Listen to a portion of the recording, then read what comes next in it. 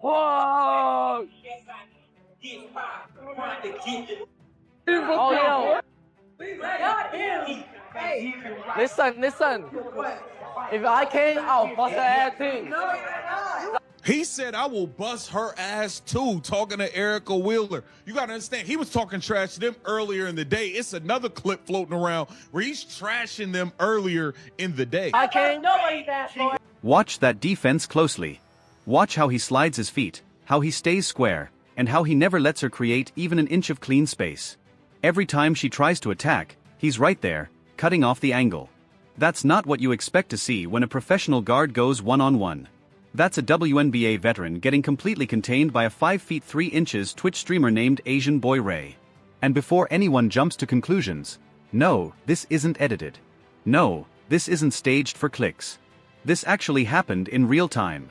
And the implications of what we're watching here are far bigger than just one possession on a random court. I'll bust her ass too. No, you're not. If I can't nobody that boy. Okay. Take it out, Ray. Call me. Baller. Let me say ball. You know what? I want to see that. He want the smoke. He want the smoke with Erica Wheeler or Sophie Cunningham. He said either one of y'all can get it. Hey, look, call me. Call. Erica Wheeler is not some fringe player. She's a legitimate professional who has been in the WNBA since 2015. She's earned All-Star honors. She's built a long career competing at the highest level of women's basketball and has made serious money doing it. This is someone who has spent years training, practicing, and playing against elite competition. And yet, in this moment, she gets completely shut down by a content creator who, let's be honest, does not look like a serious hooper.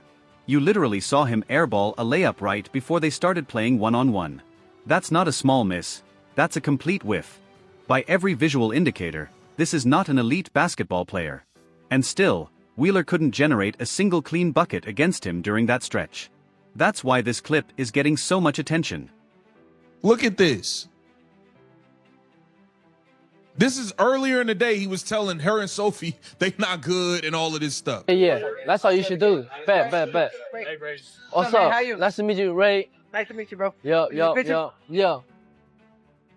Look, hey, Yo, rapper? I'm gonna say no. Rapper. I'm like a rapper. Oh, yeah, you do. I like that. No, I'm a WNBA Yo, Hoover? player. Oh, you play for WNBA? Yeah, Seattle Let me Storm. 1v1 you. What? Let me 1v1 you. I will bust your Oh, ass. you play for WNBA? Hey, we gonna I see. bust What's your up? Nice ass. to meet you, You need to Ray. get another player, so we go 2-on-2 here. Hey, look, you see when Sophie walked out, he knew who she was. That's what happened when you were around Caitlin Clark for a substantial amount of time. People that would have never known you. Bruh, if Sophie was playing for the Phoenix Mercury still, you think he would have knew who the hell? What makes the situation even more uncomfortable is that none of this came out of nowhere. This wasn't some surprise ambush where Wheeler got caught off guard. Ray had been talking trash to Wheeler and Sophie Cunningham throughout the day. He was openly questioning their skill level. He was confidently saying he could beat them. He was even putting money behind the talk. In other words, Wheeler knew exactly what environment she was stepping into. She had multiple off-ramps available. She could have laughed it off. She could have ignored him. She could have treated it as beneath a professional athlete. Instead, the competitive instinct kicked in, and she accepted the challenge. Unfortunately for her, the outcome didn't go the way she or the league would have hoped. No. Okay, You're not pay. gonna Yeah, win, this my pay right here. All right, man. Yeah. What's up? Nah, hell nah. Hey, Ray. Yo, Marty, you think we can lose to WNBA players? No Yeah. way, gang. It doesn't matter. He said, do you think we're going to lose to WNBA players? No way, gang.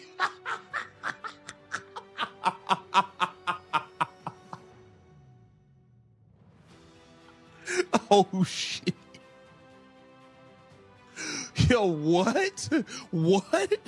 This my pay right here. All right, man. Yeah. What's up? Nah, hell nah. Hey, Ray. Yo, Marty, you think we can lose to WNBA players? No Yes. way, gang.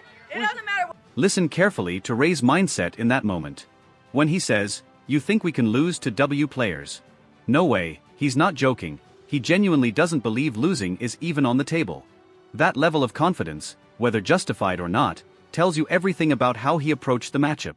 And notice his interaction with Sophie Cunningham. He immediately recognizes her, largely because of her association with Caitlin Clark. That matters. Visibility in today's basketball world is heavily tied to star proximity and media exposure. If Sophie were still quietly playing without that spotlight connection, there's a good chance a casual content creator like Ray wouldn't have recognized her at all. That detail highlights a bigger marketing reality the league continues to navigate.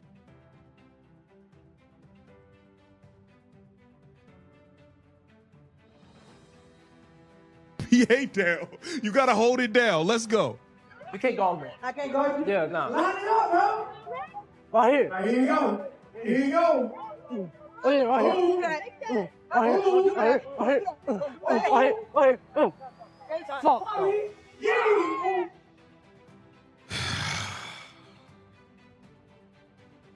You setting them back. You're setting us back. Come on. He's a Twitch streamer. You're supposed to bust his ass. Y'all said y'all the best in the world. Come on. Now let's slow down and really unpack what this moment actually represents. Because this goes far beyond one awkward possession or one player having a rough stretch. What we're seeing touches a much bigger conversation about perception, expectations, and how the WNBA positions itself in the modern sports landscape. For years, the consistent message has been that WNBA athletes are the best women's basketball players in the world, and to be clear, that part is absolutely true. There is no serious debate about the elite skill level within women's professional basketball. These players are highly trained, extremely skilled, and among the most dedicated athletes in the sport globally. However, where the conversation often becomes complicated is when comparisons cross into the men's game. Being the best in women's basketball and being physically equipped to consistently match up against male athletes are two very different discussions. Basketball, especially in isolation situations like 5 foot nothing, man. Like, man. Erica Willer, call KTV next time, man. I'll cook him for you. What are we talking about here? What are we talking about here? You crazy? You setting the league back with this, man. This is nasty work. You're supposed to bust his ass, man. Nah, we're not doing that. We're not doing that. We're not doing that, man. And the crazy thing is, he really think he better than y'all. He was talking stuff to y'all all day. He really think he's better than y'all. This is the exact moment where everything starts to unravel. She can't blow by him. She can't rise cleanly over the top. She can't create even a sliver of separation. Every move is being cut off. Every lane is crowded. And remember, this isn't happening against another professional guard. This is against a guy who openly says he plays like Jeremy Lin. And let's be honest for a second, when a content creator uses that as his pickup comparison, it tells you a lot about the level we're actually dealing with here. Now, to be clear, Jeremy Lin himself was a legitimate NBA talent with an incredible story and a real run at the highest level. But that's exactly the point. When someone outside the professional pipeline casually name-dropped, they're thinking, if this is what I'm seeing in isolation, why should I tune in? That reaction may oversimplify the reality of the sport, but it is absolutely how modern sports content gets processed in the social media era. And to their credit, the WNBA as a league appears to understand this challenge. Over the past several years, the league has increasingly positioned itself as a distinct basketball product rather than a direct mirror of the NBA. The emphasis has been on ball movement, fundamentals, team chemistry, and accessibility to stars, all legitimate strengths of the women's game. Those are smart positioning choices. The complication comes when individual viral moments pull the conversation back into head-to-head comparisons that don't necessarily showcase the league in its best light. When players engage directly with male content creators in one-on-one settings, the upside is extremely limited, but the downside can spread globally in minutes. Look closely at the body language in this sequence. The frustration is visible. The rhythm isn't there. After just a couple possessions, the decision is made to shut it down, which honestly, may have been the smartest move available in the moment. But by then, the clip is already circulating. And once it's out, it quickly becomes talking point fuel for critics who already question the league's value proposition. That's the reality of the modern attention economy, so why do players keep stepping into these situations? Part of it is pure competitive wiring. Elite athletes are conditioned from a young age to respond to challenges. Their entire careers are built on proving people wrong, silencing doubters, and defending their reputation. When someone publicly questions their ability, the instinct to compete kicks in almost automatically.